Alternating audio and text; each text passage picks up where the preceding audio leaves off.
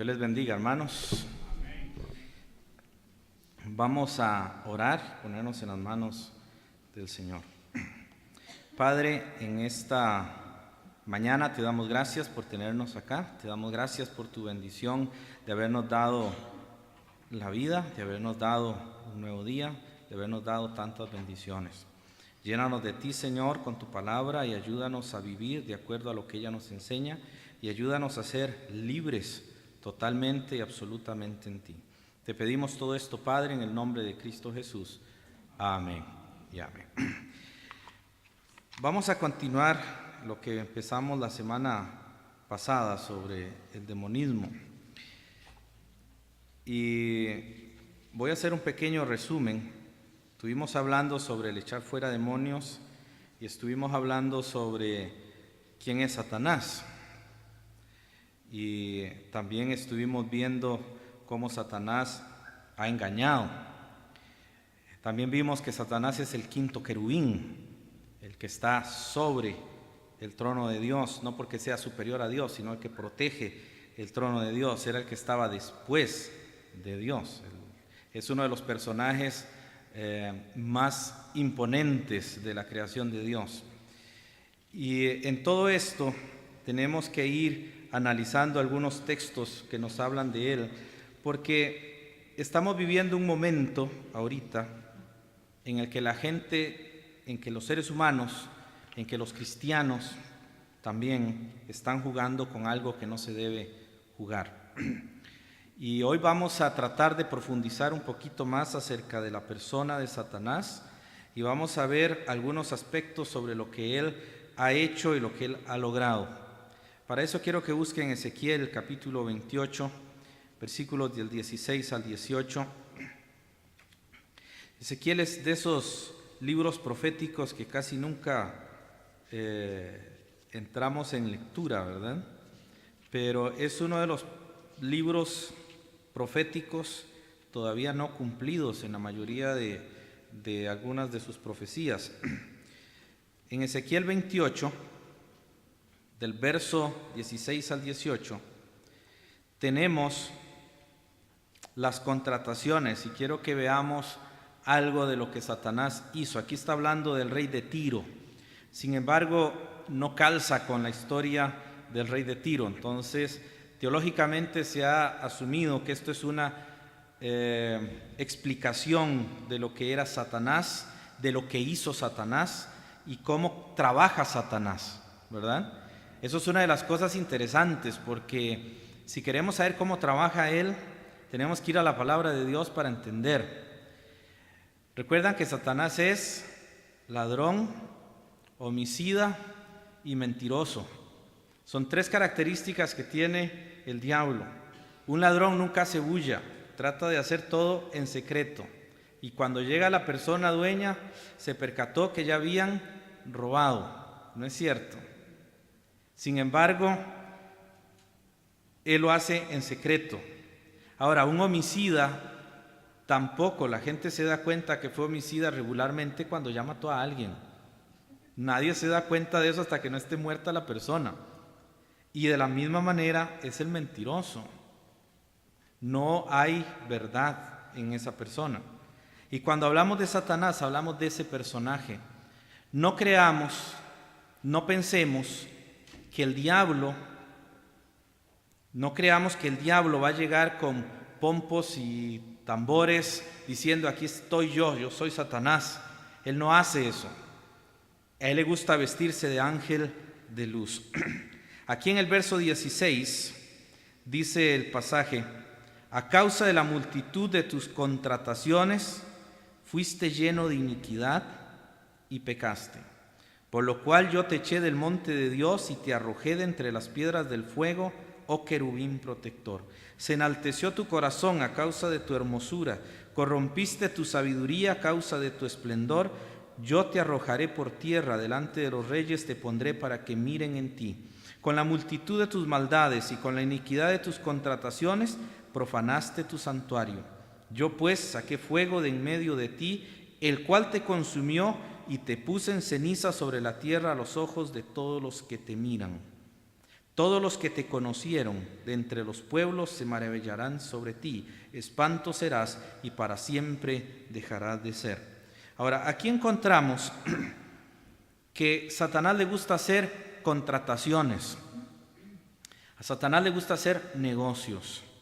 Satanás es empresario y Satanás le gusta hacer las cosas de cierta manera. Pero para hacer esas contrataciones, él va a engañar y él va a mentir. Por eso Jesús dijo en San Juan que todo el que miente, ¿quién tiene por padre? Al diablo, porque el diablo miente desde el principio. ¿Ok? Entonces, cada vez que mentimos, nosotros los creyentes no somos hijos del diablo, pero cada vez que mentimos, nosotros estamos asumiendo la misma actitud del diablo, porque estamos siendo adversarios de la verdad. Ahora, cuando dice la Biblia que hay contrataciones, observe que es muy interesante en el verso 16, que las contrataciones se describen como una multitud. ¿Ok? Es una multitud de tus contrataciones. Quiero que se busque Apocalipsis capítulo 12, por favor. Hay un pasaje aquí muy significativo. En Apocalipsis 12 encontramos la historia de la mujer y el dragón. La mujer es Israel, el dragón es Satanás y el niño que nace es Cristo, ¿verdad? Ahora, aquí en Apocalipsis 12, los versos 3 y 4, se habla acerca de la autoridad del dragón. Dice en el verso 3, apareció otra señal en el cielo.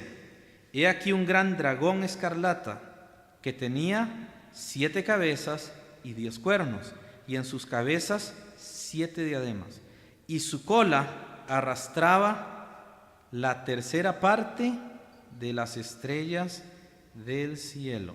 Ahora, ¿quiénes son las estrellas del cielo? Son los ángeles.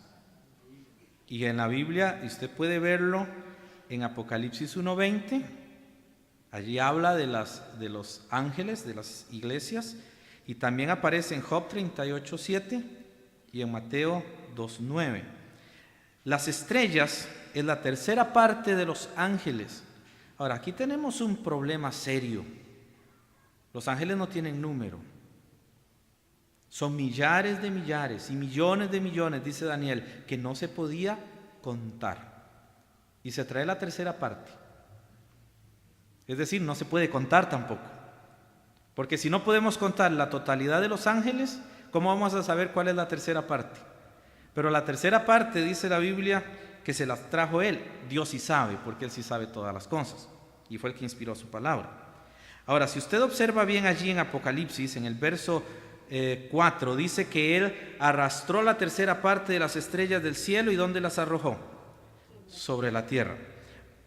Cuando nosotros hablamos de Satanás, y cuando hablamos de esa frase de que Él arrastró, es una palabra muy interesante porque es muy similar a lo que la Biblia enseña sobre Eva.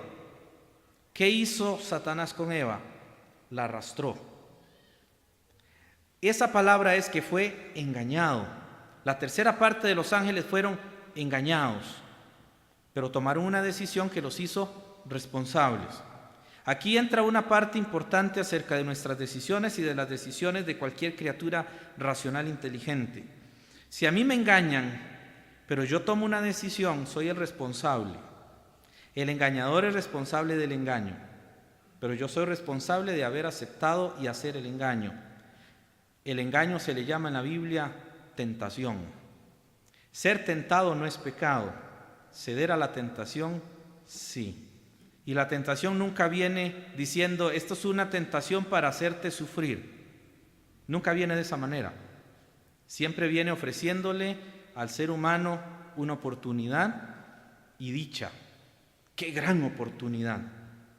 Y pensamos los seres humanos, qué bonito esto que me está pasando. Pero tenemos que tener cuidado en la tentación, porque la tentación No es pecado, pero si yo no estoy percibido, no estoy apercibido, no estoy completamente despierto y caigo en la trampa, soy culpable. La Biblia nos menciona que Satanás hace siempre eso. Lo hizo en el cielo. Cuando él empezó a verse lo hermoso que era, estaba arriba, él podía mirar a los otros ángeles hacia abajo. Él era el querubín protector. Él era el que protegía la gloria de Dios y comenzó a ver cómo brillaba su ropa tan espléndida. Pudo ver lo excelente que era en la música y empezó a crecerse. Y empezó a desarrollar en él un orgullo. Y él dijo: quiero ser semejante al Altísimo. Y Satanás comenzó entonces a engañar a los otros ángeles. Una cosa que tenemos que rescatar en cuanto a esto es que todo el número de los ángeles que Satanás se llevó, que Satanás arrastró, es innumerable y está en la tierra. Los mundos y los planetas también son habitación de los demonios. Por eso existen los ovnis. Por eso la gente ve cosas extrañas. Y por eso hay sucesos en la historia de la humanidad donde la gente dice: sí, hay algo más allá. Hay mucha evidencia, hay mucha experiencia. Pero vamos a ver más adelante cómo Dios nos dice que los demonios sí se materializan y se pueden ver. E inclusive se pueden tocar. Y de la manera que Dios dijo que hay ángeles que los cristianos han hospedado sin darse cuenta, ángeles santos, de la misma manera los ángeles impíos se nos pueden acercar y no nos damos cuenta. Por eso es que hay que tener cuidado sobre ciertas cosas y lo que hacemos. ¿Recuerdan cuando Pedro se acerca a Jesús y le dice: ay, pero ¿por qué vas a ir a la cruz? Y comienza a reconvenir con él: no vayas a la cruz, cuídate un poquitito a ti mismo. Y Jesús, ¿qué le responde? Apártate de mí. No le hablaba a Pedro. ¿Dónde estaba Satanás? Estaba en el hombro de Pedro, susurrándole qué tenía que decir. Y a veces nosotros tenemos que tener cuidado con lo que oímos y con lo que hacemos, porque a veces los espíritus nos hablan al oído y somos confundidos con eso. No somos poseídos, somos influenciados los creyentes. Búsquese Hebreos capítulo 12, versículo 22, por favor. Y vamos a ver cómo Dios menciona la compañía de los que quedaron salvos, del montón de ángeles que no pecaron. 12, 22 de Hebreos. Dice: sino que os habéis acercado al monte de Sión, a la ciudad del Dios vivo, Jerusalén la celestial, a la compañía de muchos millares de ángeles. Hay millares de ángeles, no podemos contarlos. Y falta la tercera parte, no están. Este mundo está siendo influenciado por el diablo. Él es el Dios de este mundo. Él es el que gobierna todo lo que hay de pecado aquí. Por eso hay tantas iglesias. ¿Recuerdan la parábola de la semillita de mostaza, verdad? Se hace árbol y las aves llegan a hacer nidos en el reino de Dios. Y la Biblia dice en el capítulo 13 de Mateo que esas aves simbolizan al maligno, robando la semilla. Entonces, cuando Jesús habla de la parábola del reino de Dios, tan grande y hermoso, y esas aves por allí, está hablando y nos podría estar diciendo que van a haber muchas falsas doctrinas, incluso dentro de la iglesia. Y es muy interesante porque cada vez que Dios advierte a los creyentes de la apostasía, Dios dice: saldrán de entre vosotros engañadores. ¿Por qué dice que de entre vosotros? Porque Jesús había dicho en la parábola que del reino de Dios iban a haber aves. Hay influencia demoníaca. Y por eso no todo lo que brilla es oro. Y no todo lo que se dice cristiano es realmente cristiano. Y hay gente que piensa que porque como se dice que hablan de Dios y hablan de Jesús y usan la Biblia, ellos son hijos de Dios. Y nos descuidamos y somos engañados. Y por lo tanto pecamos y somos responsables de eso. Nosotros no podemos llegar a considerar que el espíritu o los espíritus son irreales. Sí, señor. Pero yo entiendo que no es posible engañar a un cristiano genuino. Sí, es posible. Dice Pablo y les dice a los efesios, recuerde a los de Éfeso, que entrarán nuevos rapaces que no tendrán compasión ¿de qué? Del rebaño. El hecho de ser genuino no significa que lo sabemos todo. Hay creyentes que han sido engañados. Les mencioné a ustedes el domingo pasado sobre el ayuno. Y hay iglesias que han convocado ayunos. Usted no encuentra eso en el Nuevo Testamento en ninguna parte. Eso es del Antiguo Testamento. Y se nos ha puesto como que es una necesidad de la iglesia. Entonces el creyente viene a ayunar aquí, en grupo. Pero la Biblia no dice eso. Dice que yo tengo que ayunar en secreto, lavarme bien la cara y que nadie se dé cuenta que estoy ayunando. Porque cuando yo ayuno en secreto, mi Padre que lo ve en secreto me recompensará en público. Pero si lo hago en público, entonces dice que ya tengo mi recompensa. Entonces, el principio, por ejemplo, algo tan sencillo como el ayuno, se maneja mal. Ahora, el ayuno tiene varios principios. ¿Cuánta gente no ha tratado de ayunar 40 días? Ustedes han oído hablar de gente que ayunó 40 días. Ríos de Agua Viva en Cartago, por ejemplo. Sabían que el señor Miguel Cortés es primo de mi papá y lo conocimos bastante bien. Y él ayunaba 40 días. Y él decía, Moisés ayunó 40 días y Jesús ayunó 40 días. Yo tengo que hacer lo mismo. Moisés ayunó 40 días porque no sabía que iba a durar 40 días en el monte. La idea no es que él iba preparado para ayunar. La idea es que Dios lo sostuvo 40 días con hambre. El énfasis no es el ayuno, es el milagro de Dios de darle vigor a su cuerpo a pesar de que no había comida. Pero la gente lo interpreta mal, lo hace al revés. Ya no ve la gloria de Dios sosteniendo un cuerpo con hambre, sino que ve a alguien con hambre santificándose. Y eso no dice el texto. O sea, tenemos que tener cuidado. ¿Y cuántos no hemos sido engañados en eso?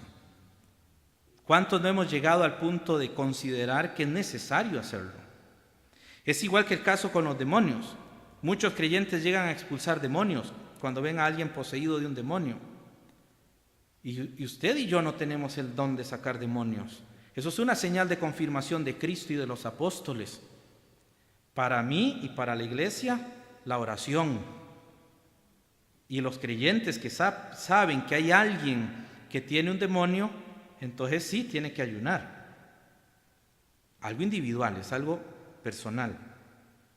Pero si hay creyentes que son engañados, y lo vamos a ver más adelante, porque los demonios sí hacen eso. Pedro fue engañado. Y Pedro fue engañado precisamente en 3 ocasiones en la Biblia. La primera, cuando comienza a reconvenir con Cristo. La segunda, cuando lo niega 3 veces, hasta lo maldice a Cristo. Empezó a maldecir y a decir, yo no conozco a ese hombre. Y la tercera vez, cuando Pablo lo llama y le pega una regañada por estar de xenófobo, rechazando a otras personas de otras culturas. Engañado totalmente. Y Pablo le dice, eras digno de condenar. Y era un creyente, un apóstol. O sea, sí podemos ser engañados cuando nos descuidamos. Y eso está sucediendo en nuestra sociedad. Los pastores y los líderes, el término líder, por cierto, es una palabra que usted no encuentra en la Biblia. Eso es una palabra anglosajona, del inglés. No es una palabra española ni griega. Y el sentido cambió. Porque en la Biblia el pastor va delante de las ovejas y las ovejas van detrás. Pero el pastor de una iglesia es una oveja más con todas las demás ovejas. Es simplemente un administrador un mayordomo de los bienes del Señor. Entonces no tiene la autoridad de Jesús. Pero ahora, ¿qué pasa con las iglesias? La gente quiere tocar al profeta y al apóstol porque, hasta que siento un escalofrío donde me entra la unción. No es así la situación. Eso ya es pecado. Eso es el orgullo de Satanás manifestado en muchas personas que han usurpado, quieren usurpar el lugar de Dios. Ahora, volviendo al tema, busques Isaías capítulo 14, por favor, porque allí también nos vuelve a mencionar otra parte de Lucero, muy interesante, porque él es el querubín protector. Y allí en los versos 12 al 14 de Isaías,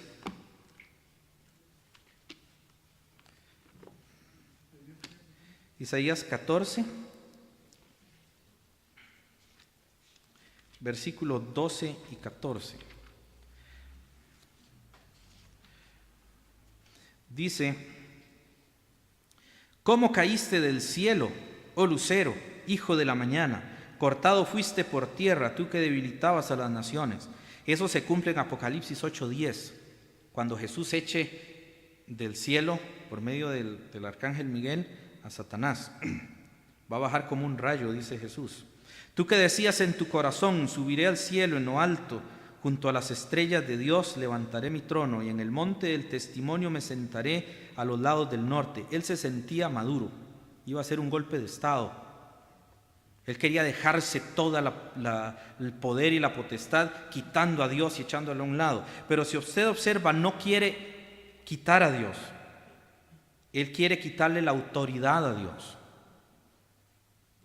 Tú que decías en tu corazón: subiré al cielo en lo alto, junto a las estrellas de Dios, ¿qué va a levantar? Mi trono, y en el monte del testimonio me sentaré, a los lados del norte. ¿Quién se sienta al lado derecho de un rey? La persona más importante. Y cuando él habla de los lados del norte, él está hablando del lugar más alto y privilegiado.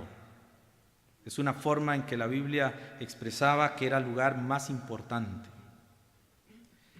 Satanás, que es el querubín grande y protector, quería darle un golpe de estado al reino del Señor.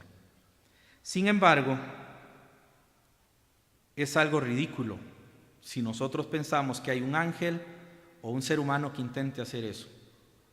¿Por qué Satanás sí pudo pensar en eso? Por su nivel creacional. Satanás no es un poco ridículo realmente y un poco frustrante ver humanos decir que están majándole la cabeza al diablo. Él no es una cucaracha para majarle la cabeza. Él es el ángel más grande. Ni el arcángel Miguel se atrevió a proferir juicio de maldición. ¿Cómo yo puedo reprender al diablo? Dice la Biblia que yo tengo que resistirlo y el diablo huye. Ahora, ¿cómo lo resisto? Haciendo las que hizo Miguel. El Señor te reprenda, porque yo no lo puedo hacer. Satanás es un ángel que Dios no le ha quitado su nivel de autoridad, todavía lo ejerce y jala millares de ángeles. Y la Biblia reconoce en 2 Corintios capítulo 4 que Satanás es Dios de este mundo. Entonces Satanás no es un objeto por el cual podemos comenzar a jugar con él porque terminamos siendo sus esclavos. Ahora, los creyentes que realmente amamos a Dios y que hemos estudiado su palabra, cuando usted está en su casa y está orando y hablamos a veces del diablo, que sale una que otra palabrita por allí que lo mencionamos, sabemos que el diablo no es nuestro tema central. No nos interesa a Él. Nos interesa nuestro Salvador y Señor, y solamente a Él y nada más que a Él adoramos y hablamos y estamos con Él. Pero nosotros no estamos buscando al diablo, no andamos en cacería de brujas, viendo a ver dónde encontramos a Satanás. Comience a buscarlo y lo va a encontrar. Y creo que es una experiencia que nadie quiere tener. Y los hijos de Dios no tenemos que andar detrás de los espíritus. Ahora, Lucero no es un ser pequeño. Y como dije, no es una mascota, ni es un mamífero de 4 patas para poder majarle la cabeza o patearlo. Él es un querubín, él es un ángel grande, espantosamente terrible. Él no es un ser del cual podamos tomarlo a la ligera. No juguemos con esas cosas. Las iglesias ahora que adoran más al diablo que a Jesús, juegan con eso. Y qué peligroso es cuando comenzamos a jugar con las cosas que no entendemos. Yo no puedo entender a los ángeles. Aquí la persona más adulta que podemos haber escuchado en televisión ha sido de 120 años, creo. Los ángeles deben andar entre 8,000 años, más o menos, de estar aquí en la tierra. No sé cuántos millones de años duró en el cielo, no sabemos eso. Pero aquí en la tierra por lo menos los 8,000 años. A no ser que creamos la idea que también impuso él en la evolución de millones de años. Pero cuando la Biblia dice que Satanás estuvo aquí, él sabe mucho, su inteligencia es tan elevada, su inteligencia es tan alta. Todos los demonios saben más que nosotros. Y tenemos que tener cuidado cuando hablamos de ellos. Satanás es grande y terrible. En la Biblia, en Efesios capítulo 2 y verso 2, la Biblia le llama príncipe de la potestad del aire. Ustedes me están escuchando y los que están allá atrás me oyen porque hay parlantes, ¿verdad? Eso es una onda que no vemos, que nuestros ojos no ven, pero que lo puede percibir nuestros oídos. Por eso es que cuando hablamos, por eso Dios nos hizo la garganta y la forma de nuestra comunicación de esa manera. Emitimos ondas que no vemos, van en el aire. Estamos aquí sentados y hay un montón de ondas televisivas y de radio que nos rodean, pero no las vemos, tampoco las escuchamos. Y la Biblia dice que Él es el príncipe de la potestad del aire. Él está en los lugares que no podemos ver. Yo no puedo ver al diablo, yo no puedo ver los espíritus. Y gracias a Dios que así es, que no lo quiero ver ni lo quiero conocer. Y en 2 Corintios, capítulo 4, verso 4, dice que Él es el Dios de este siglo. Y en Juan 12:31, Jesús dijo que Él es el príncipe de este mundo. Ahora, un príncipe que ocupa un trono. ¿Y dónde está el trono de Satanás? La Biblia enseña muy claramente que en este mundo Él reina y Él tiene toda la autoridad. Para ir terminando con el diablo, no quiero durar mucho con eso, vamos a ir a Job capítulo 41. En Job capítulo 41 usted tiene la descripción de Leviatán. Antes de hablar de esto, quiero decirles que Leviatán es un dinosaurio y la descripción es de un dinosaurio. También se menciona a Behemoth en el verso 15 del capítulo 40, que al parecer también es un tipo de dinosaurio, o lo que le llamamos dinosaurio. Job fue escrito antes del diluvio, se vivió antes del diluvio. Entonces habían animales bastante impresionantes. Pero Dios escoge al animal más grande, al animal más fuerte, para describirle al hombre la persona más impresionante, a Satanás. Job capítulo 41. Apúntese allí a la parcita, digamos, de Job 41, Isaías 27:1, porque allí se nos menciona también a Leviatán, y a la parcita allí ponga Apocalipsis 12:9, donde nos dice qué simboliza eso. Apocalipsis 12:1 le llama diablo y Satanás. Entonces el Leviatán es el símbolo del diablo o de Satanás. Ahora, en este contexto, Dios está hablando directamente con Job. Y Él ha estado hablando desde el capítulo 38 algunas cosas con Job. Y Dios le está respondiendo a las quejas a Job. Y Dios le está diciendo que Él no ha maltratado a Job de forma injusta. Al contrario, Jehová le dice, no tiene el alfarero poder sobre el barro para hacer con el barro lo que Él quiera. Dios es creador. Dios no es un empleador, Él es un creador. Entonces, quejarnos con Él no está bien. Entonces, Dios viene y le hace esta aseveración a Job. Y hay algo que dice Dios muy específico en cuanto a Satanás. Una de las grandes cosas que Dios le enseña a Job es que Leviatán es el ser más grande y fuerte, pero Dios es su creador. Y no importa qué tan poderoso sea, y no importa qué tan temeroso se vea, Jehová lo puede destruir cuando quiera, porque Él es el creador. Satanás podrá hacer todo lo que él quiera hacer, pero tiene un creador, y es nuestro Salvador. Imagínense que yo como humano no puedo reprender al diablo, pero mi papá sí lo puede hacer, mi Dios sí lo puede hacer. Yo necesito acudir a Dios, no a mi fuerza ni a mi superfe, porque yo no voy a poder hacer eso. Pero Dios aquí le dice a Job algo muy interesante. Versículo 1: ¿sacarás tú a Leviatán con anzuelo o con cuerda que le eches en su lengua? Pondrás tu soga en sus narices y horadarás con garfio su quijada.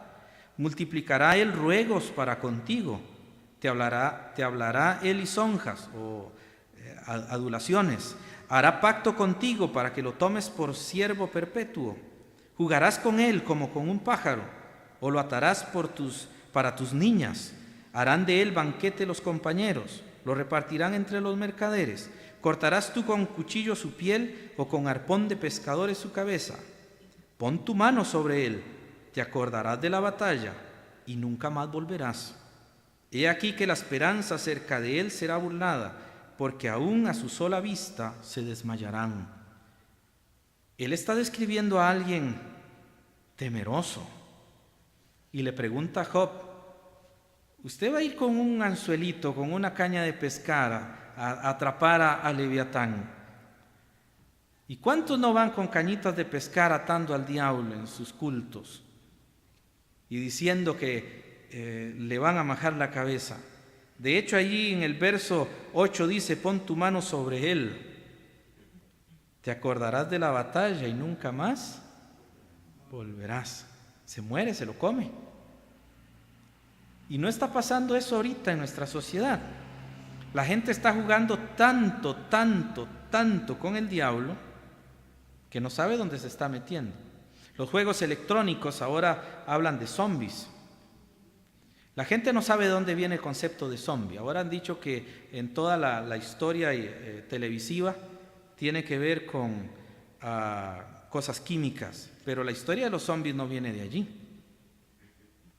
Eso viene del demonismo, y específicamente eran las culturas druidas las que creían en seres, en muertos que se levantaban. Por eso existe Halloween.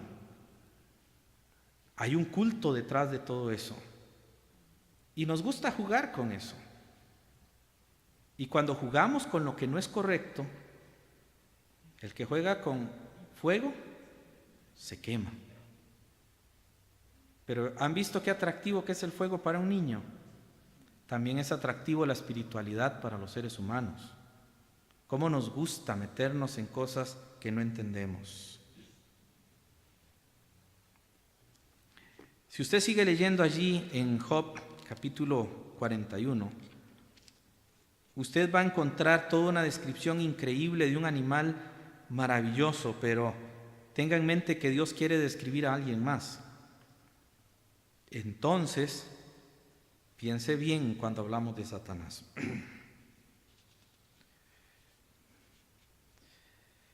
Busquemos Hechos capítulo 19, versículos 3 y 16, por favor.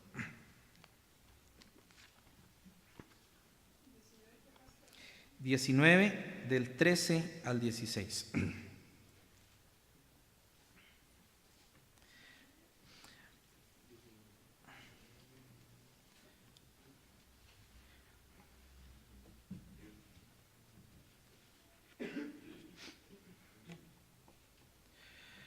Pero algunos de los judíos, exorcistas ambulantes, intentaron invocar el nombre del Señor Jesús sobre los que tenían espíritus malos, diciendo: os conjuro por Jesús, el que predica Pablo. Había 7 hijos de un tal Esceva, judío, jefe de los sacerdotes, que hacían esto. Pero respondiendo el espíritu malo, dijo: a Jesús conozco y sé quién es Pablo, pero vosotros, ¿quiénes sois?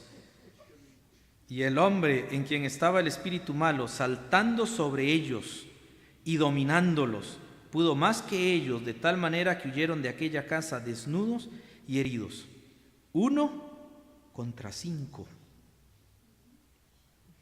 Un hombre contra 5. El espíritu malo era un espíritu y pudo contra 5. Y él les hace una pregunta: Jesús conozco y sé quién es Pablo, pero ¿a ustedes quién nos mete en esto? ¿Y cómo les fue a esos pobres? ¿Recuerdan cuando Jesús viene a Gadara y llega a ese lugar y encuentra a un hombre atado? Y el Señor, para demostrarle a los judíos el poder de los demonios, le pregunta el nombre y le dice: ¿cómo te llamas? Y él dice: me llamo Legión. ¿Cuántos soldados tenía una legión romana? ¿Cuántos? ¿Alguien sabe? Oigo varios números. 12,000. 12,000 soldados. ¿Y cómo se llamaba ese espíritu? Porque somos muchos. Habían 12,000 demonios en esa persona. Lo amarraban con cadenas y reventaba las cadenas. Y andaba por los sepulcros gritando y golpeándose con piedras. Puede imaginarse la escena. Y Jesús, después de que le conversa, comienza la legión a rogarle que no lo saque. Son 12,000 demonios rogándole a Jesús, pero un solo demonio aporreó a 5. Porque una cosa es Jesús echando demonios y otra cosa somos nosotros intentando hacer lo que solo Jesús puede hacer. No existe eso de echar demonios ahorita. Y debemos tener mucho cuidado con ese tipo de cosas, porque a veces nos estamos metiendo donde no debemos meternos. Aquí en Hechos, en este pasaje, el Señor le demuestra a esta gente que un ángel caído sigue teniendo la misma autoridad y el mismo poder de cuando Dios lo creó. El hecho que haya pecado no lo hace diferente en cuanto a su poder. Hay gente que ha sacado ideas, que el pecado los ha deteriorado, el pecado los ha hecho, no, el pecado los ha corrompido, su corazón, su pensamiento, su forma de vida, pero su forma creacional es su forma creacional. El demonio es demonio. Con solo ver a un enemigo como estos, según Job 41:9, todo el mundo quisiera salir huyendo. Cuando oigo gente, personas en televisión diciendo que están atando al diablo, es muy triste, porque es una ignorancia increíble. Busque Judas capítulo 9. A este tipo de personas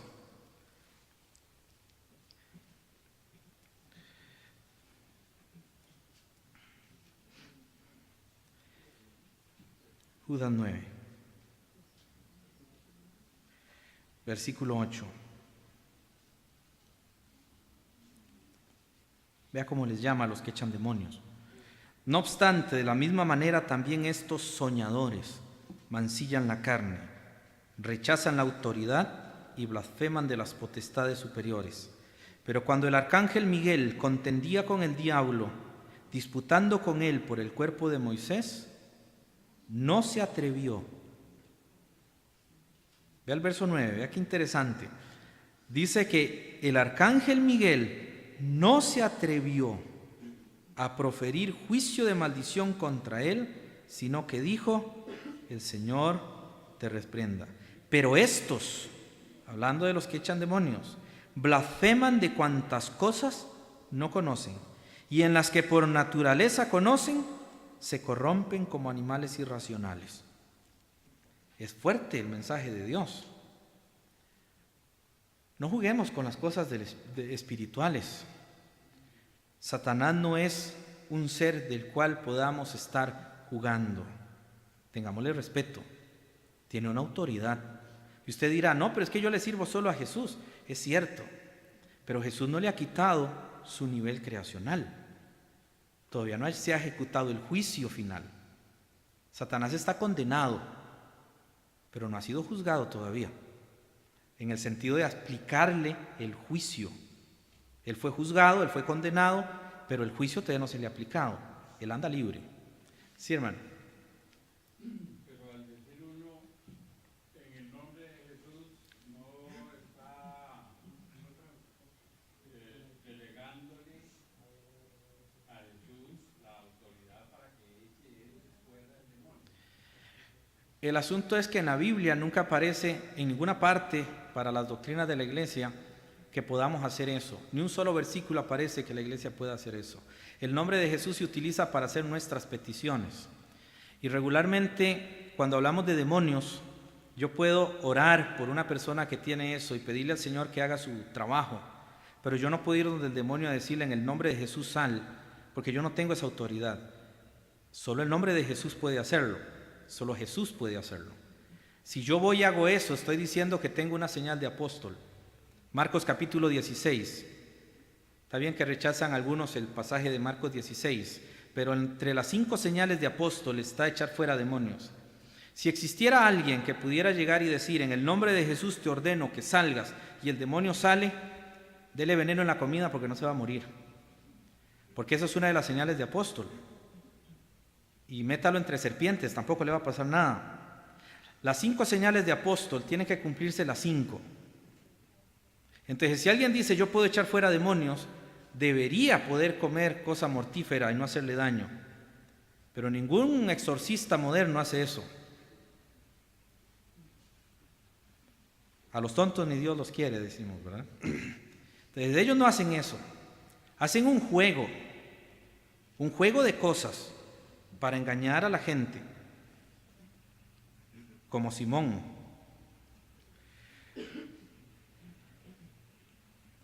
Aparte de Satanás hay otro grupo, se llaman demonios.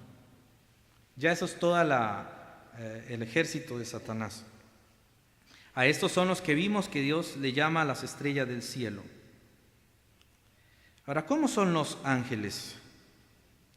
Una de las cosas interesantes es que el ángel, mucha gente lo describe con alas. La Biblia describe con alas a los querubines.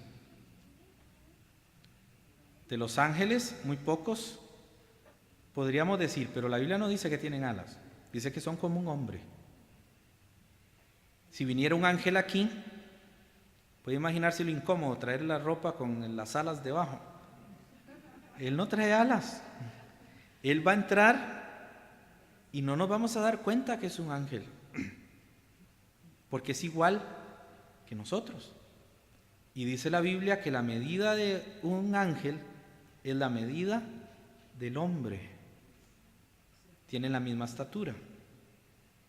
No sé si va a tener mi estatura o la de Will, pero tiene alguna estatura humana.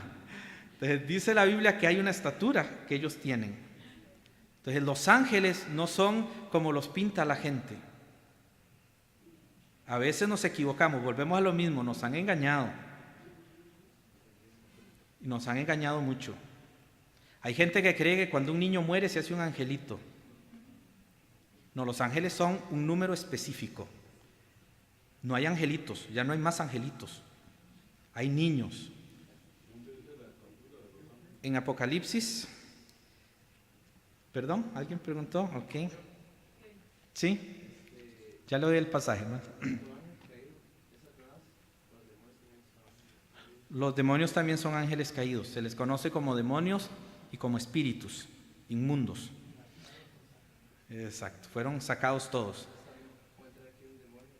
Y no sabemos. De hecho, podemos deducir que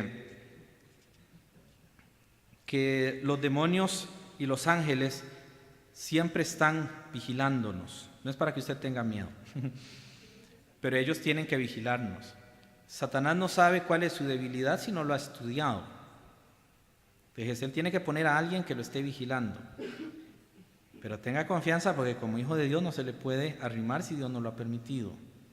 Entonces acudamos a Él siempre para que Dios no permita que eso nos pase. ¿Ok? En cuanto a la estatura, vamos a buscar en Apocalipsis, cuando está midiendo el templo.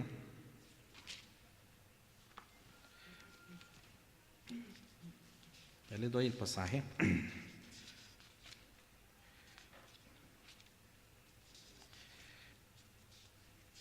Si no me equivoco, está por el capítulo 19. Sí. Allí va a medir el templo, versículo 15. El que hablaba conmigo, si usted lee más adelante, está hablando de un ángel. Versículo 9, uno de los 7 ángeles. El que hablaba conmigo tenía una caña de medir de oro para medir la ciudad, sus puertas y sus muros. Versículo 17. Y midió su muro 144 codos. ¿De medida de qué? De hombre, la cual es de ángel. Apocalipsis 21, 17 nos dice que los ángeles son igual que nosotros. Apocalipsis 21, versículo 17. Sí, hermano.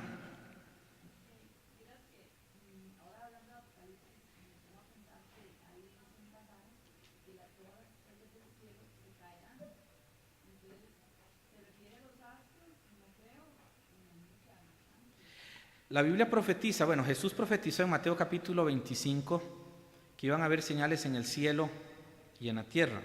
Pero cada vez que menciona las estrellas, regularmente menciona ángeles. Si bien es cierto que va a haber meteoritos, pero la Biblia lo menciona ya de otra forma, cada vez que habla de estrellas, refiere a los ángeles. Las estrellas van a caer en la gran tribulación y va a haber una manifestación demoníaca como nunca antes se ha visto, al punto que la gente los va a poder ver, se van a poder mirar, y va a ser espantoso ese momento, 3 años y medio de angustia. Esa es la profecía, ¿verdad? Entonces los demonios van a caer, esas son las estrellas que caen. Ellos tienen también la parte importante de que son creados por Dios. Entonces, los demonios no son diferentes a nosotros en cuanto a eso. Dios es Padre de 3 formas. Dios es Padre por creación, porque de Él vinimos todos. Dios es Padre de Israel, porque Él escogió a Israel. Pero es un Padre muy, muy especial de la iglesia que redimió por la sangre. Porque es la única vez que menciona que usted y yo somos hermanos de Jesús. Ni a Israel se le dice eso. Por eso hay gente que dice, en el cielo todo el pueblo va a ser un solo pueblo de Dios. No, hay una diferencia. Porque usted y yo somos hermanos de Jesús. Israel, no. ¿Ok? Hay una diferencia ahí. Pero son hijos de Dios, los que han sido redimidos. Entonces la Biblia menciona en Efesios capítulo 2, si no me equivoco, y quiero que vayamos allí, para que veamos eso.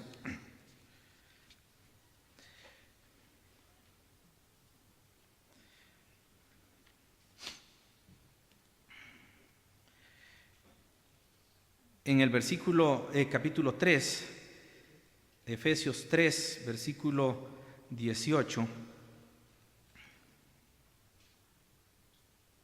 dice: seáis plenamente capaces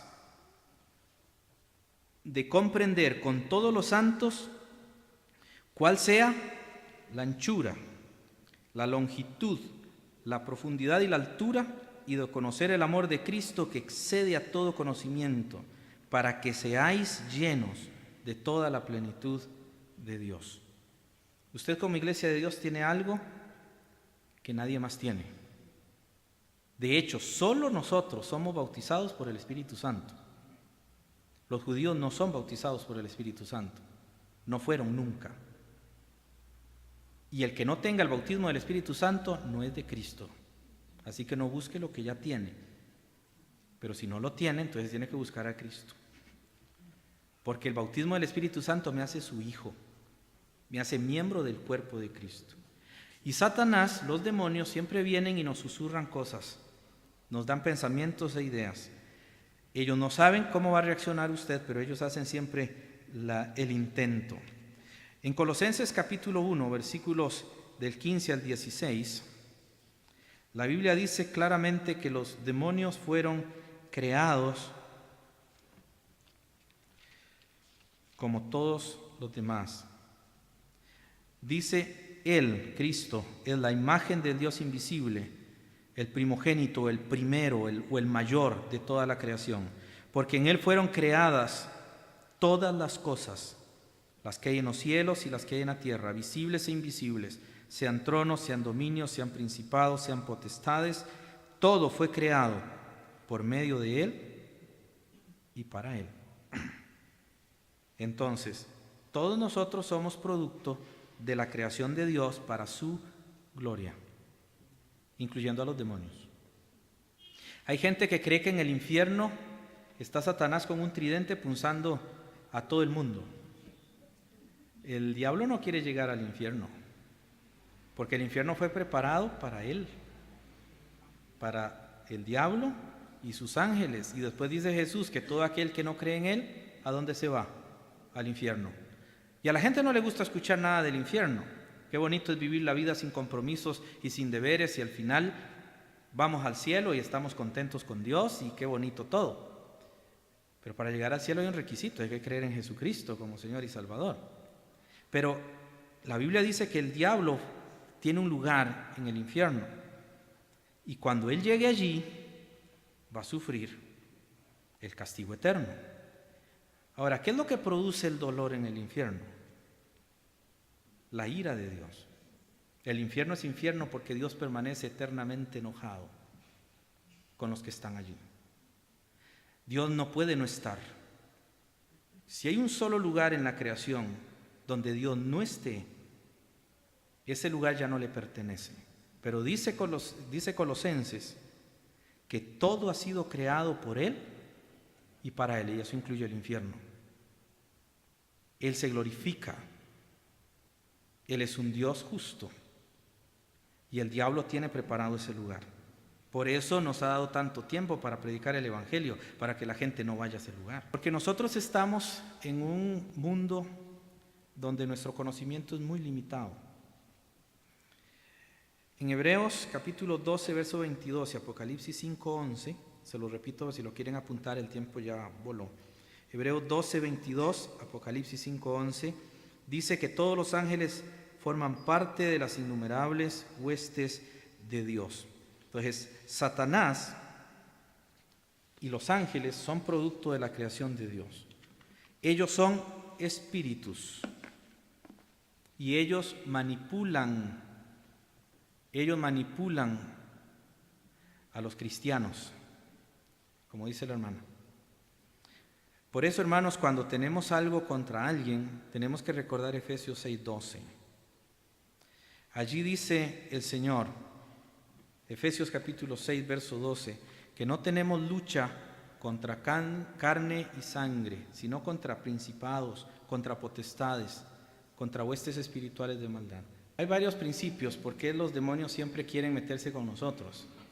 Cuando Dios creó a Satanás, él era la cabeza de la creación. Él es el que gobierna. Cuando Satanás peca y Dios le quita ese privilegio, Dios crea un mundo que Satanás no puede percibir. Los demonios no lo pueden percibir como usted y yo. O sea, yo puedo percibir las cosas materiales, los demonios no. Entonces, el hecho de ellos poder poseer a un humano para poder experimentar, es la idea que tiene Hebreos cuando dice que los ángeles anhelan ver lo que nosotros sentimos en la redención, los ángeles santos. La idea es que ellos desearan experimentar qué sentimos nosotros. Ellos no pueden experimentar eso. Un ángel no sabe lo que es ser salvo, porque los que son salvos nunca pecaron. Entonces fueron eternamente santos. Los que pecaron no tuvieron oportunidad, porque vieron a Dios cara a cara, y el que ve cara a cara y peca, ya no merece la vida. Nosotros no. Entonces los demonios, cuando Jesús viene y se cumple la profecía de que iba a haber un movimiento satánico allí, comienzan a poseer personas. Pero el hecho de estar allí, ellos le ruegan a Dios, a Jesús, no que no los expulse, sino que no los mande al abismo. Eso es una de las peticiones que ellos pedían. No nos saques de aquí, no nos envíes al abismo. Porque cuando Jesús sacaba un demonio, si él quería, lo enviaba de una vez al abismo. Y ellos no quieren estar en las prisiones, quieren andar sueltos. Entonces le rogaban por eso. Esa es la razón del por qué la legión le rogaba que no lo sacara. Y aparte de eso, piden entrar en un hato de cerdos, porque ellos quieren seguir experimentando sensaciones. Lo que pasa es que los demonios ya no los entendemos, están en un nivel creacional que nosotros no comprendemos, están muy, muy arriba. Pero tenemos algo que ellos no tienen, tenemos carne, tenemos sensaciones que ellos no pueden tener. Entonces es muy distinto la vida de ellos con la nuestra. Eso es una. Y la otra es que Dios le dio al hombre la autoridad sobre el mundo. Era la primera vez que Satanás no tenía autoridad sobre algo. Y eso le molestó. Yo creo, y es mi punto de vista personal, sí, mi punto de vista personal, creo que lo que es la droga y el alcohol es una actividad muy influenciada por demonios. Eso sí lo creo. Digamos, una persona que se va metiendo en drogas, llega un momento en que la droga lo destruye, pero también hay una manifestación un poco extraña en algunos. Sí hay manifestaciones demoníacas y lo podemos ver en la Biblia, lo vamos a ver la otra semana, pero a lo que estamos es que no hay nadie que tenga la autoridad de sacarlo, sino solo Jesús. Entonces mi deber es orar. Cuando yo conozco a alguien que tiene problemas de alcoholismo, yo me pongo en oración y lo pongo en oración constante, porque solo Jesús lo puede libertar del alcoholismo. Y el alcoholismo, aparte de ser un vicio, también hay una influencia demoníaca detrás. Y usted lo puede ver, todo el mundo sabe que el alcoholismo es malo. Sin embargo, el que lo patrocina es el gobierno. Y los gobiernos son los que están detrás de todo ese negocio tan lucrativo. Entonces, hay todo un movimiento en cuanto a eso. Las experiencias que mucha gente ha tenido, yo no digo que sean falsas. Lo que sí hay que tener cuidado es acerca de lo que estamos haciendo con esas experiencias. Mucha gente me ha dicho, yo hablé en lenguas. Usted no me puede decir que no, yo supe, yo lo sentí, yo lo viví. Yo no dudo que él haya experimentado eso. La experiencia no me dice que sea de Dios o que no sea de Dios. Lo que me dice que es de Dios o no es este libro, ¿verdad? Entonces, si Dios lo dice, ok, Dios lo dijo, pero si Dios no lo dice, entonces hay una fuerza extraña allí. Y yo tengo que tener cuidado con eso, porque mis experiencias hacen eso. Pero sí sucede. También yo tuve una experiencia parecida con un cuñado, pero oramos mucho, casi 8 años por él, hasta que el Señor logró llevarlo él alcanzó a esta persona, pero no fue algo que nosotros hicimos y no podemos decir que fuimos nosotros. Ya hasta 4 veces me sonaron el timbre. termine.